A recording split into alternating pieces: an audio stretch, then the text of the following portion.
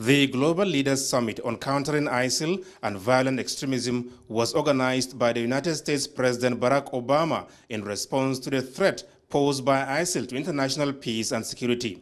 President Muahmmadu Buhari told participants that Boko Haram is neither protecting nor promoting Islam, saying as religion of peace, Islam does not advocate the killing of the innocent.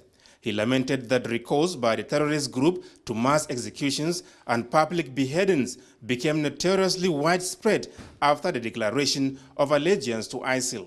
There can be no half measures of expedient solutions in dealing with terrorists and extremists. They respect no laws and have no regard to the sanctity of lives and property. They operate outside law and must be seen for what they are and dealt with appropriately.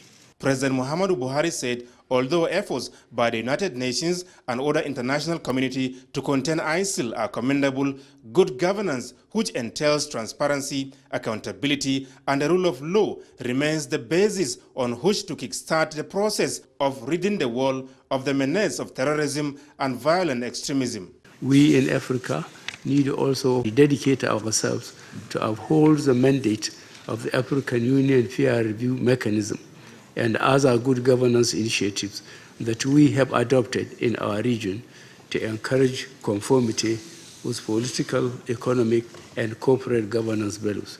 Both President Barack Obama of the United States, who chaired the summit, and UN Secretary General Ban Ki-moon applauded steps taken so far by President Muhammadu Buhari of Nigeria in the fight against Boko Haram. We're boosting our support to Nigeria and its neighbors as they push back against Boko Haram, which has pledged allegiance to ISIL.